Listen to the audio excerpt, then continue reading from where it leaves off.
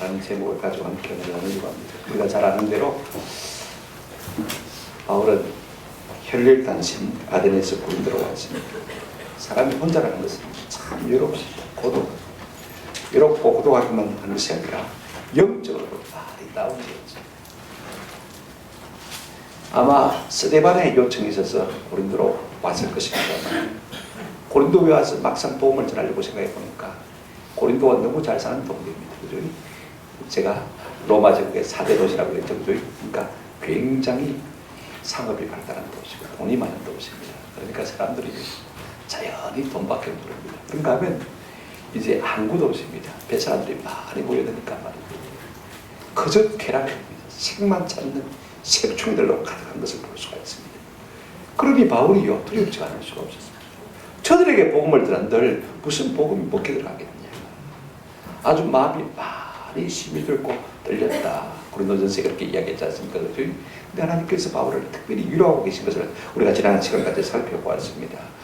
바울에게 아굴라 부부를 보내주셔서 이제 먹고 자는 문제를 해결해 주시고 동력할 수 있는 은혜를 주신 것을 우리가 볼 수가 있습니다. 그래서 회당에서 날마다 안식이면 하나님의 복음을 잘 전거했습니다. 그러다가 얼마 시간이 지났는데 저 배량에 두고 왔던 이 실라와 디모데가 이제 고린도에서 바울과 합류를 하게 되죠. 독립자들이 함께 만나게 되었습니다. 이로 말미암아 바울이 굉장히 담대해졌습니다. 우리 성경에는 바울이 하나님의 말씀에 붙잡혀라고 기록하고 있지만 어떤 사본들에 보면요, 한번 들읍시다. 바울이 성령에 붙잡혀, 성령에 붙잡혀. 사람 누가 왔는데 그 사람 속에 있는 성령이 함께 우리에게 붙으니까 말입니다. 자꾸 충만하게 되죠. 그래서 담대히 하나님의 말씀을 전합니다. 담대히 말씀을 전하면 전할수록 어떤 일이 있냐면요, 유대인들의 반대도 더 거세지는 것을 볼 수가 있습니다. 내가 성령 충만한데 무슨 반대가 있겠냐 생각할지 모르지만 그렇지 않습니다. 여러분, 내가 강해지면요, 악한 영들도 강하게 역사하는 것을 우리가 볼 수가 있습니다. 그래서 너무 힘드니까 바울이 한편으로 낙심이 되었습니다. 아마 어느 날 밤에 바울이 그렇게 생각했는지 모르겠습니다. 이제는 내가 고린도를 떠나야 될 때가 된 것 같다, 그렇게 생각했는지 모르겠습니다. 그때 우리 예수님께서 바울에게 환상 중에 나타나셔서 말씀하셨습니다. 잠잠하지 말고 말해라. 내가 너와 함께 있어서 어떤 사람도 너를 해하지 못하도록 내가 너를 지켜줄 것이다. 왜냐하면 이성에 구원받은 내 백성이 많기 때문에. 계속 말해요. 여러분, 주님이 환상 중에 나타나셔서 말씀하시니까요, 얼마나 바울이 더 담대해졌겠습니까? 이로 말미암아 큰 위로를 받아서 복음을 전하는데, 동시에 또 유대인들이 더 조직적으로, 더 지속적으로 반대하는 것입니다. 이제 유대인들에게 한번 기회가 왔습니다. 어떤 기회가 왔냐면, 마침 이 아가야 지방에 새로운 총독이 부임하게 되었습니다. 갓 이제 갈리오라는 사람이 부임하게 되던데, 그 애가 주 51년 6월달에 유대인들이요, 산수라고 생각했습니다. 왜냐하면 갓 부임한 총리들은요, 뭔가 문정을 잘 모릅니다. 그죠?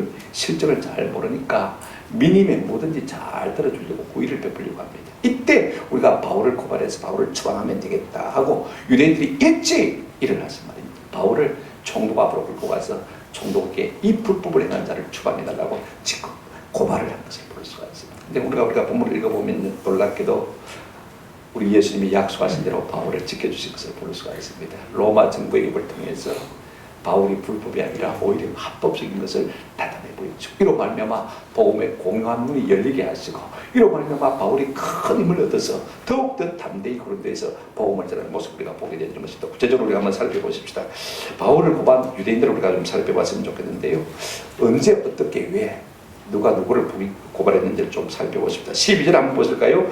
갈리오가 아가야 총독되었을 때 유대인이 일찍 일어나 바울을 대적하여 법정으로 데리고 갔어라고 말합니다. 누가 바울을 고발했습니까? 같은 유대인들입니다. 그죠? 언제 고발했습니까? 갈리오라는 사람이 아가야 지방에 이제 총독으로 갓 부임했을 그때 고발한 것을 우리가 볼 수가 있습니다. 유대인들은요, 유대교를 신봉하는 자들로서 아직도 성경에 기록된 예수 그리스도를 구주로 믿지 않는 사람들입니다. 사실 성경이 누구를 말하고 있습니까? 예수 그리스도를 말하고 있거든요. 이 모든 성경 요한복음 5장 39절에 보면 우리 예수님이 성경이 내게 대해서 말한다. 그런데 그들의 눈이 가려져 있으니까, 그들 속에 성령의 역사가 없으니까 말입니다. 성경을 읽으면서도 그 성경 속에서 누구를 보지 못했습니까? 예수를 보지 못한 것입니다. 그래서 자꾸 오실 메시아만 기다리고 있지 이미 오신 예수를 전혀 알지를 못하고 바울이 예수를 증거하니까 그들이 조직적으로 지속적으로 악랄하게 대적하고 비방하고 있는 것을 볼 수가 있습니다.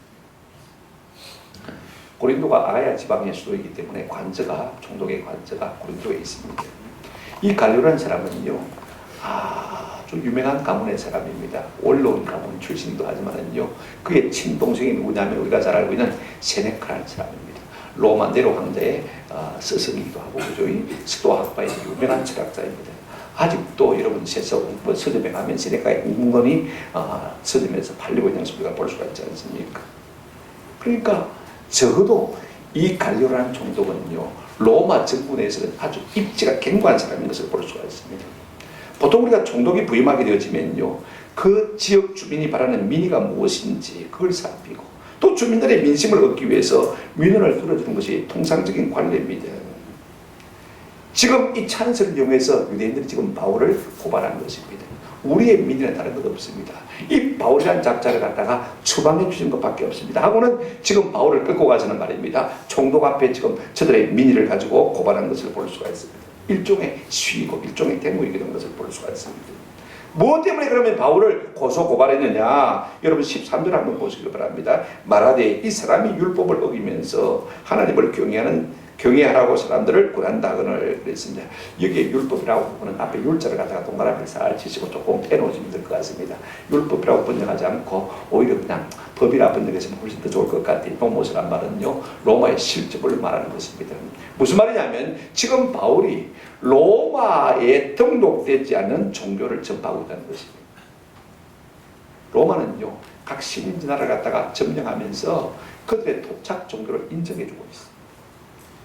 그들이 로마에 해를 끼치지 않는다면 그 모든 종교를 다 인정해주고 있거든요. 그러니까 유대교도 역시 인정을 해주었습니다. 그래서 유대인들이 가는 곳마다 뭘 세웠습니까? 회당을 세웠지. 법으로 인정하지 않으면 회당을 세울 수가 없는 것입니다. 그러니까 유대교는 인정을 받았습니다. 그런데 지금 기독교는 유대교에서 나온 분파이긴 하지만 그러나 이건 우리하고 전혀 다르다는 것입니다. 그러니까 로마에 등록되지 않은 불법 종교를 지나고 있으니까 이 바울을 갖다가 추방하라. 지금 그 말인 것입니다. 여러분 로마 정부는요 제국의 질서와 제한을 그렇게 어지럽히지 않냐면 종교의 자유를 대충 주어서 이제 종교를 허락한 것을 볼 수가 있습니다. 그러니까 이 기독교라는 것은요 바울은 예수를 전하고 있지 않습니까? 그러니까 아직도 로마에 등록되지 않은 종교라는 것입니다. 그러니까 바울이 지금 법을 어기고 우리가 알지 못하는 이상한 종교를 전하고 있다는 그 말인 것입니다. 그래서 바울을 추방해달라는 것입니다. 여러분 표면적으로 우리가 보게 되어지면요 유대인들이 지금 법적인 논리가 아주 상당히 타당한 것을 볼 수가 있습니다. 어쩌면 그들의 고소 내용이 맞는지도 모르겠습니다. 지금 바울이 유대교를 전하는 것이 아니라 무슨 교를 전하고 있습니까? 예수교, 지금 우리로 말하면 기독교를 전하고 있는 것입니다. 유대인들이 인정하지 않는 예수가 구원자다, 예수가 메시아다, 이걸 지금 가르치고 전하고 있는 것입니다. 이렇게 한번 생각해 보시오. 만약에 이 갈리오 총독이 말입니다. 뭘 모르고 지금 유대인들의 고소 고발을 받아들이면 어떻게 되겠습니까? 이제 바울의 사역은 불법이 되어지고 고린도에서는 더 이상 복음을 전할 수가 없게 되어지고 그죠? 고린도에서 추방을 당하게 되어지고 이제 고생해서 세운 고린도 교회가 어떻게 되어집니까? 불법 단체로 되어서 해산할 수밖에 없는 그런 위기에 처한 것을 볼 수가 있습니다. 그러니까 바울이 이제는요 더 이상 예수가 구원자다 이렇게 전할 수 없게 되어진 것입니다. 이처럼 바울과 복음은요 이 유대인의 고발로 말미암아서 큰 위기를 만나게 되는 것입니다. 지금 이 모든 것들이요 이 갈리오 총독의 판결이 달려 있습니다. 그러니 지금 바울의 마음이 얼마나 애가 닿겠습니까? 한번 생각해 보십시오. 뻥긋하면요 자칫 잘못하면 이제는 복음이 완전히 물 건너가게 되어지는 거예요. 여러분 참 놀라운 것은 하나님이 이 순간에 어떻게 간섭하는지 참 신기합니다. 여러분 이 고발을 갖다가 각하는 총독의 모습 은행을 한번 좀 살펴보십시오. 두 번째입니다. 자 한번 보시기 바랍니다. 이제 14절을 보시면요 바울이 입을 열고자 할 때에 갈리오가 유대인들에게 이르되 지금 바울이 복음을 변명해야 됩니다. 그죠? 다급한 순간입니다. 자칫 잘못하면 이제는 교회의 존폐, 복음의 존폐 위기가 지금 앞에 놓여 있는데 바울이 입을 열어서 충분히 변명을 하려고 입을 열려고 하는데 그 다음에 그 입을 누가 가로막았냐면 갈리오 총독이 가로막고 나선 것을 볼 수가 있습니다. 유대인들의 고발만 듣고 말입니다. 바울이 변명하기도 전에 갈리오 총독이 먼저 판결을 하려고 나서는 것을 볼 수가 있어요. 결론은 그것입니다. 유대인들의 고발에 대해서 한번 더 합시다. 각하란 말은 기각보다 더 강한 말입니다. 그죠? 무슨 말이냐면 아예 고소고발권 자체가 성립이 되지 않는다는 말입니다. 그래서 아예 이 유대인들의 고발을 갖다가 각하시킨 것을 보여줍니다. 두 가지 이유 때문에 그렇습니다. 자, 오늘 본문을 보시기 바랍니다. 14절 보시면 바울이 입을 열고자 할 때 갈리오가 유대인들에게 이르되 너희 유대인들아 만일 이것이 무슨 부정한 일이나 불량한 행동이었으면 내가 너희 말을 들어주는 것이 옳거니와. 이 부정한 일이나 불량한 행동이 좀 번역이 약합니다. 그래서 바른 성경에 보면 이렇게 번역하고 있습니다. 무슨 범죄나 악독한 행동. 오늘 우리가 조금 더 마음에 와닿게 번역을 하면 한번 따라합시다. 민사나 형사건 이렇게 이해하면 여러분들 아마 쉽게 이해를 하실 거예요. 만약에 여러분들이 고소하는 것이 무슨 민사사건이나 형사사건이면 내가 재판하는 것이 마땅한데 내가 너희들의 종교 문제를 가지고 재판할 정도로 그렇게 한가한 사람이 아니라는 것입니다. 그래서 첫 번째는 민사 형사사건이면 몰라도 그죠? 그래서 이건 안 된다. 그 다음에 두 번째 이름 보시기 바랍니다. 너희들의 종교 문제에 대해서는 일체 다르지 않다. 15절 보시기를 바랍니다. 만일 문제가 너희의 명칭과 한번 따라합시다. 너희 율법에 관한 것이면 이게 법이라고 하는 것은 율법이라고 고치는 게 좋을 것 같아요. 그죠? 앞에는 법으로 고치고 그죠? 뒤에는 율법으로 번역하는 것이 훨씬 나을 것 같습니다. 그죠? 너희 율법에 관한 것이면 너희가 스스로 말아 처리하라. 나는 이러한 일에 재판장 얘기를 원하지 아니하노라.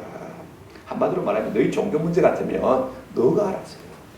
내가 그렇게 한가한 사람이 아닌데 너가 종교 문제 가지고 시시비를 할 처지가 아니다는 것입니다. 그래서 지금 바울은요, 이 유대인들의 갈리오는 총독은 이 유대인들의 고소고발들을 갖다가 각하 결정을 내린 것을 볼 수가 있습니다. 더 이상 너희의 종교 문제에 대해서 개입하고 싶지 않다. 여러분 주 50년에 이미 로마에서 어떤 일이 났습니까? 작년에 말입니다. 오늘 본문에 비해서 작년에 로마에서 유대인들을 뭘 이렇게 했습니까? 폭동을 이렇게 해가지고 로마 황제가 어떻게 했습니까? 유대인들을 다 추방했고, 그죠? 그래서 지금 아울라 부부가 로마에 고린도에 와 있지 않습니까? 이걸 알고 있는 갈리오 총독이 말입니다. 나는 너희 문제에 대해서 재판장되기 싫다는 것입니다. 여러분 그 당시에 이 말은요, 재판단들의 아주 전문 재판 용어입니다. 두 번 다시 재판할 필요도 없고 피고의 완전한 무죄를 선언하는 말인 것입니다. 그러므로 유대인의 모든 고소 고발권은 각하되었고 상한수할 기회조차도 주지 않겠다는 말인 것입니다. 다시는 이 문제를 가지고 내게 오지 말라 그 말인 것입니다. 아무리 너희가 그 문제를 가지고 와도 나는 너희 문제를 다루지 않겠다 그 말인 것입니다. 여러분 놀랍지 않습니까? 아주 재판이 싱겁게 응답하고 말했습니다. 너무나 갑작스러운 일인 것입니다. 여러분 이 일로 말미암아서 바울은 놀랐을 것이고요, 유대인들은 아마 더더욱 놀랐을 것 같아요. 한번 생각해 보십시오. 자 보십시오. 바울을 고소한 유대인들은 일제히 일어났습니다. 다수입니다. 그죠? 근데 바울은 지금 고린도에 딸랑 혼자 와 있습니다. 그죠? 생각해 보십시오. 지방 정부를 다스리는 총독의 입장에서 그 지역을 원만하게 다스리기 위해서는 한 사람의 형편보다는요, 다수의 민심을 어루만져 주는 것이 정치적으로 뭐가 됩니까? 이득이 되었습니다. 아무리 위에서 임명하지만은 말입니다. 여러분 민심을 얻지 못하면 정치를 잘할 수 있습니까? 없습니까? 못하거든요. 요즘은 뭐 투표를 하니까 더군다나 그렇습니다. 그래서 한 사람 한 사람 다수의 표가 어디에 많이 달렸냐? 향배에 참 민감한 것을 볼 수가 있어요. 정치인들은요, 표가 있는 곳이라면 어디든지 가서 그 말을 들어주지 않습니까? 여러분 빌라도 보십시오.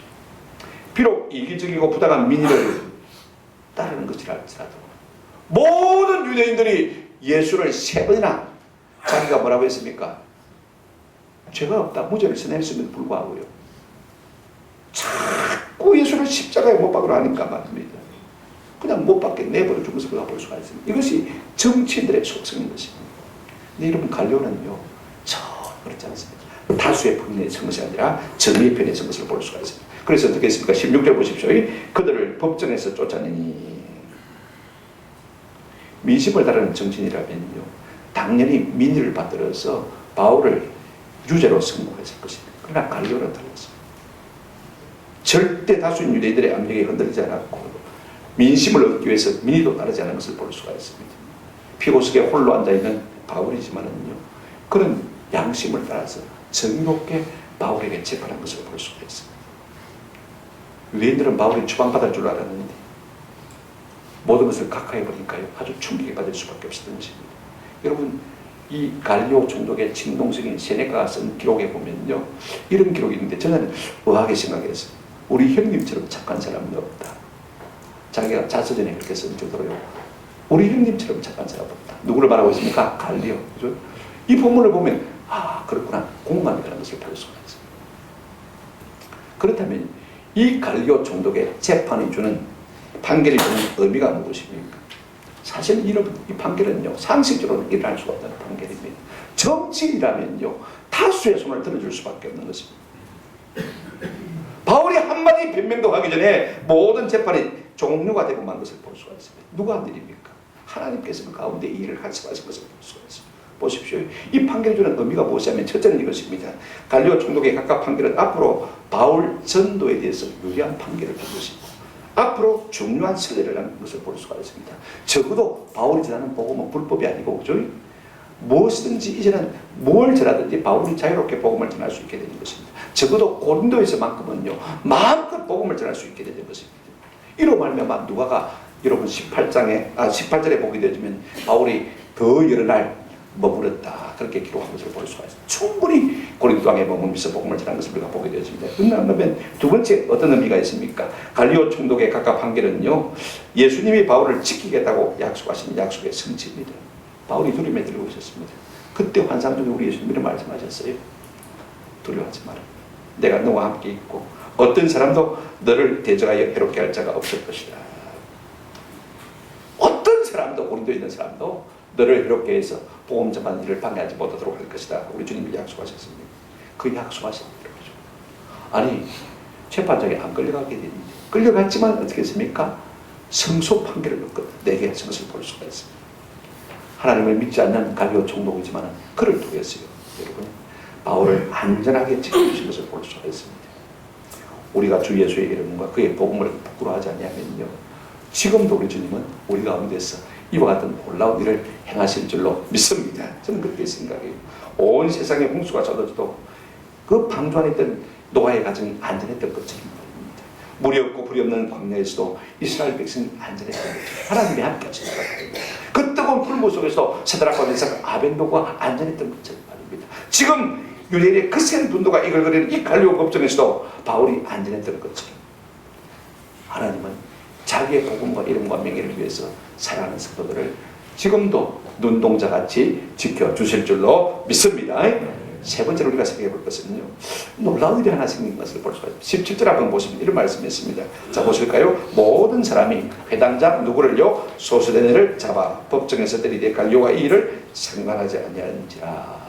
우리로서는 잘 이해가 안 되어집니다. 여러분, 회당장 소수대네는 어떤 사람이냐면 지금 바울을 고소고발하는 유대인들의 뭡니까? 대장, 주동장, 주모장입니다. 그가 회당장이니까 말입니다. 예수를 전하는 바울을 가장 앞장서서 반대한 주모자가 누굽니까? 소수대인이라는 사람인데 그가요, 사람들에게 몰매를 맞는 장면을 우리가 보게 되었습니다. 그런데 이 몰매를 맞는 것을 보고도 총독인 갈리오가 상관했습니까? 안 했습니까? 아무 상관이 없습니다. 이게 전혀 상관했다 보면 쓰고 있는 것을 볼 수가 있습니다. 여러분, 이게 우대이라는 말은요, 나 때도 아예 막 개의치 하는 것을 우리가 볼 수가 있습니다. 여러분, 유대인으로서는요, 한번 생각해 보십시오. 재판이 싱겁게 물 건너갔습니다. 여태까지 기다려왔는 일인데 어떻게든 바울을 추방해야 되겠다고 생각하고 자기들이 가진 개그를 다 버려서 지금 바울을 추방하기 위해서 총독 앞에 가져가려고 하는데 총독이 각하 판결을 내려버린 것입니다. 본문에는 없지만 우리가 한번 상상해 볼 수가 있지 않습니까? 이 갈리오의 각하 판결이 내려지자마자 유대인들은 아마 그 세계 여러분 갈리오에게 항의를 했을 것입니다. 보나만 합니다. 한번 생각해 보십시오. 우리 예수님, 빌라도가 예수님을 재판할 때 예수님 무죄를 3번 선언하니까 여러분, 유대인들은 어떻게 했습니까? 저를 십자가에 못 박으라고 어거지를 부린 것을 볼 수가 있지 않습니까? 폭동을 일으키는 것을 찾아내고 있습니다. 아마 똑같이 그렇게 했을 때 갈리오 총독 앞에서도 말입니다. 바울을 추방하라, 바울을 추방하라, 바울을 추방하라. 아마 떠들었을 것입니다. 여러분, 그런데 여러분, 오늘 본문을 보시기 바랍니다. 17절 다시 보시기 바랍니다. 모든 사람이 회당장 소수대를 잡아 법정 앞에서 때리되 그랬습니다. 여러분, 근데 이 모든 사람이 누구일까요? 유대인일까요? 누구일까요? 모든 사람이 유대인이라면 왜 같은 유대인 주동자인 소스덴을 때립니까? 그죠? 때릴 이유가 없죠. 그죠? 혹시 실패했다고 때렸을까요? 네가 우리를 이끌어 와가지고 틀림없이 고발하면 추방당한다 그래놓고 추방을 못 당하니까 그랬을까요? 그렇진 않았던 것 같아요. 저도 이게 항상 궁금했는데 이번에 준비를 하다 보니까요. 아, 그렇구나 하는 것이 깨달아졌어요. 여러분, 뉴킹 제임스 버전에 보면 이렇게 번역하고 있는 것을 볼 수가 있습니다. 모든 사람은 어떻게 번역했냐면 한번 따라합시다. 모든 그리스인. 모든 그리스인. 그러니까 유대인이 아니고 고린도에 있는 고린도 사람들을 말하는 것을 볼 수가 있습니다. 그러면 고린도 사람이 왜 유대인의 주모자인 회당장 소스덴을 몰매를 때리느냐 궁금하지 않습니까? 그죠? 아마 이 고린도 사람들이 재판장이 여러분 오늘처럼 이렇게 오늘 우리나라처럼 이렇게 이런 법정이 아닌데 그죠? 야외입니다. 야외 법정인데 오며 가면 지금 재판한 관계를 다 봤을 것입니다. 그죠? 모여서 보고 있는데 이 각각 판결을 내리니까 유대인들이 말입니다. 폭동을 일으키는 거예요. 대물을 일으키는 거예요. 가장 차는 거예요. 말도 안 되는 거예요. 민주국가에서. 총독이 각각 판결을 내렸으면 순복하고 돌아가야지. 왜 뛰어드는데? 그래서 지금 이 고린도 시민들이 어분을 느꼈을 것 같아요.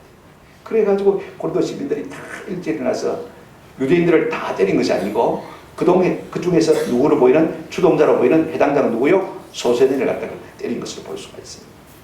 지금 유대인들은 독이 올라 있습니다. 자 보십시오. 바울의 복음 전부로 말미암아 우리가 지난 시간에 생각해봤지만은요, 회당장인 그리스보와 그의 가족이 다 예수를 믿고 세례를 받고 그 옆에 있는 디도 유스도의 집으로 교회를 옮겨가 버렸습니다.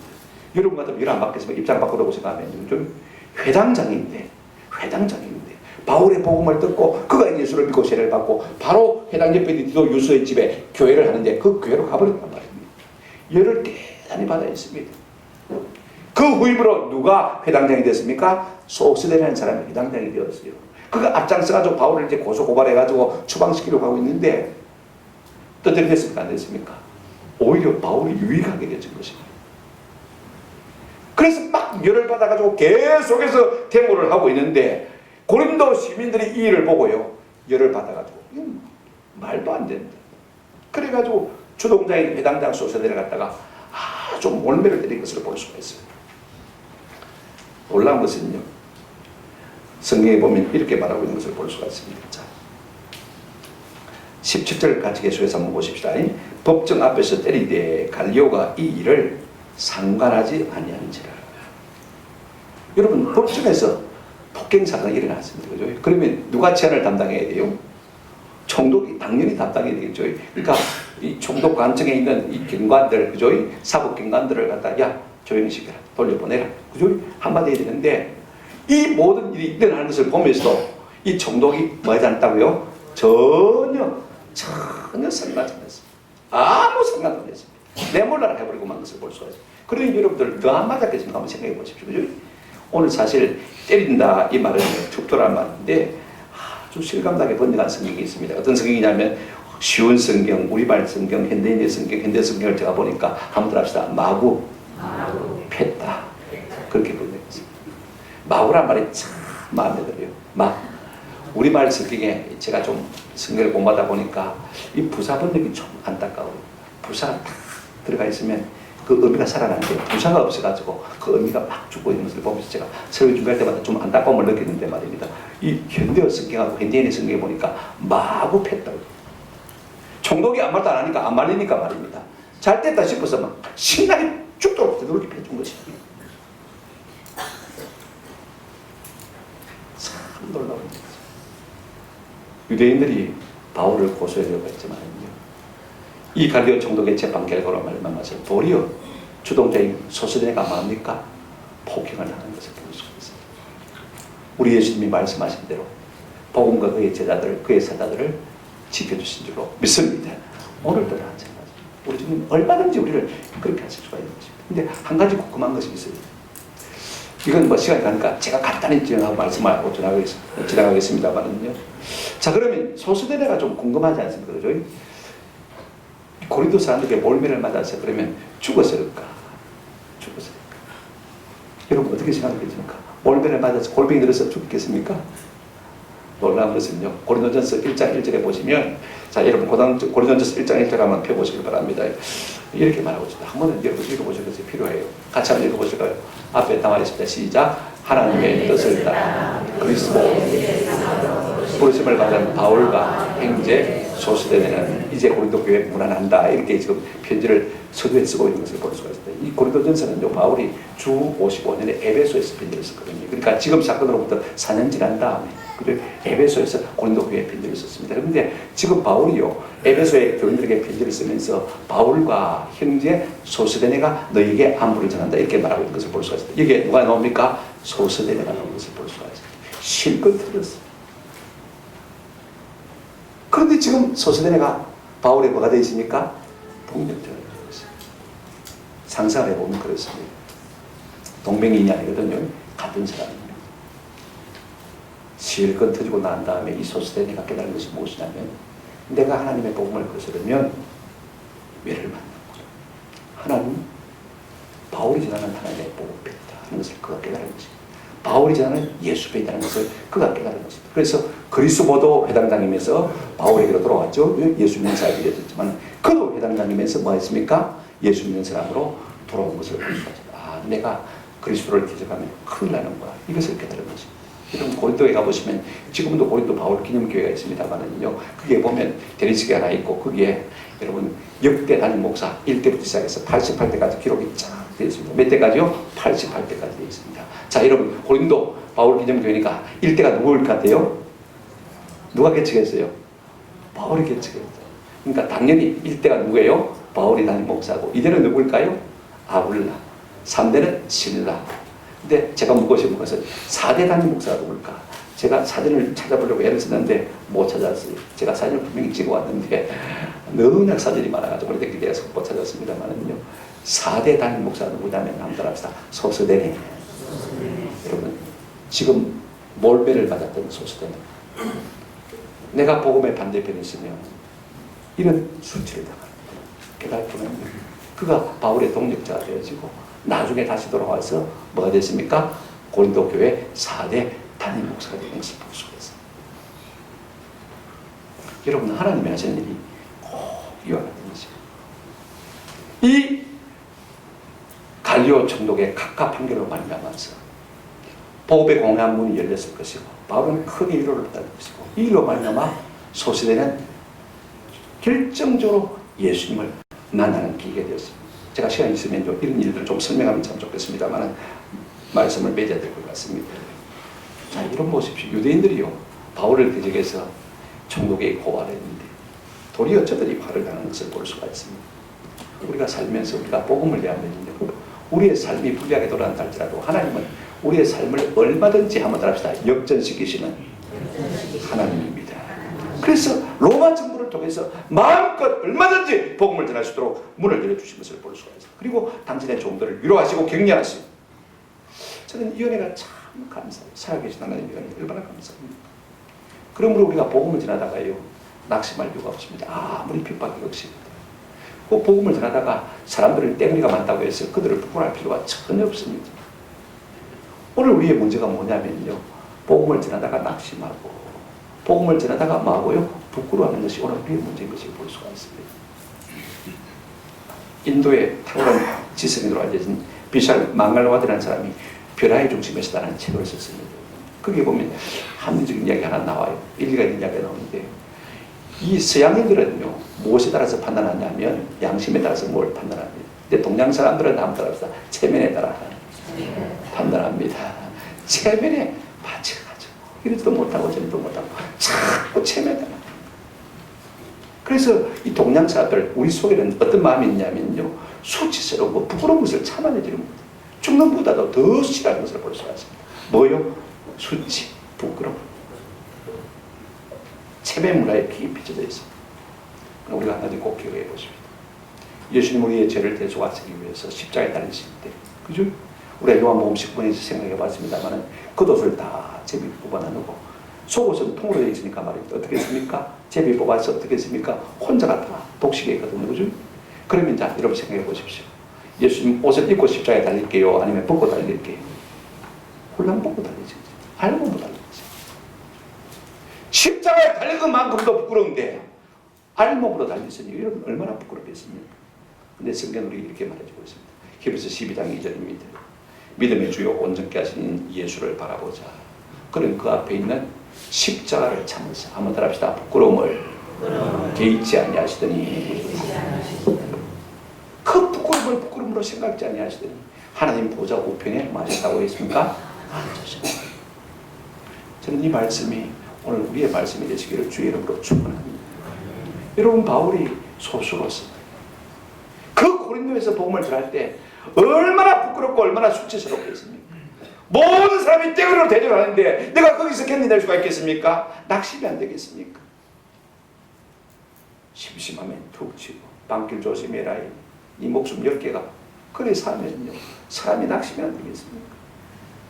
그런 상황 가운데서도 부끄러우지 않고 낙심하지 않고 복음을 전할 때 부활하신 주님께서는 이 로마 총독 갈렙을 통해서 그를 위로하시고 복음의 문을 열어주신 것을 우리가 보게 되는 것입니다. 바울은요 복음을 전혀 부끄러워하지 않는다고 성경에 많이 쓰고 있습니다. 우리 예수님은 말씀하셨습니다. 마가복음 8장 38절에 누구든지 염단하고 저만한 시대에서 나와 내 말을 부끄러워하면 인자도 아버지의 영광으로 거룩한 천사들과 함께 올 때 그 사람을 말이라 부끄러워하리라. 여러분, 사람들이 예수 믿는 거 가지고 조금 언짢은 표정을 보이면 내가 오그라들어가지고 예수 믿는 건 내가 표현합니까 못합니까? 때려 죽이는 것도 아닌데, 내게 무슨 손해를 주는 것도 아닌데, 직장에서 내게 손해보는 것도 아닌데, 내가 예수 믿고 산다는 것을 숨기고 사는 사람들이 너무나 많습니다. 우리가 이렇게 주님을 부끄러워하면 주님 다시 오실 때 우리를 마시겠다고 했습니까? 부끄러워하지. 예수님은 그 십자가를 부끄러워하지 않으셨더니 하나님 보좌 어디 앉았다고 했습니까? 우편에 앉았다고 했습니다. 여러분, 바울은 어떻게 했습니까? 나의 간절한 기대와 소망을 따라 아무 일이든지 부끄러워하지 아니하고 지금도 전과 같이 온전히 담대하게 살든지 죽든지 내 몸에서 그리스도가 존귀하게 되게 하여 하는, 죽든지 살든지 우리의 삶 속에서 예수 이름 부끄러워하지 않고 주만 존귀하게 하는 은혜가 있기를 주님의 이름으로 축원합니다. 여러분, 베드로도 그런 고백을 했습니다. 베드로전서 4장 16절입니다. 만일 그리스도인으로 고난을 받으면 한번 따라합시다. 부끄러워하지 말고. 여러분, 동성애 죄 맞습니다. 그런다고 사람들이 자꾸 때립니다. 그죠? 한번 따라합시다. 그래도 죄입니다.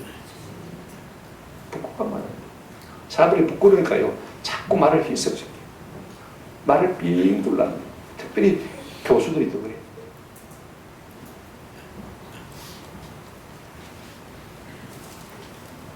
숭배의 죄라고 했잖아요.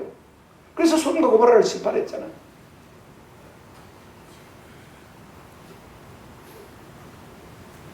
만일 우리가 그리스도인으로서 고난을 받으면 부끄러워하지 말고 도리어 하나님께 말하 영광. 하나님, 내가 무엇이건데 주의 이름 때문에 부끄러움을 당하게 하셨습니까? 감사합니다. 할렐루야. 그러면 우리가 어디에 앉게 되십니까? 하나님 보좌 우편에 앉게 되는 은혜를 누리게 될 줄로 믿습니다.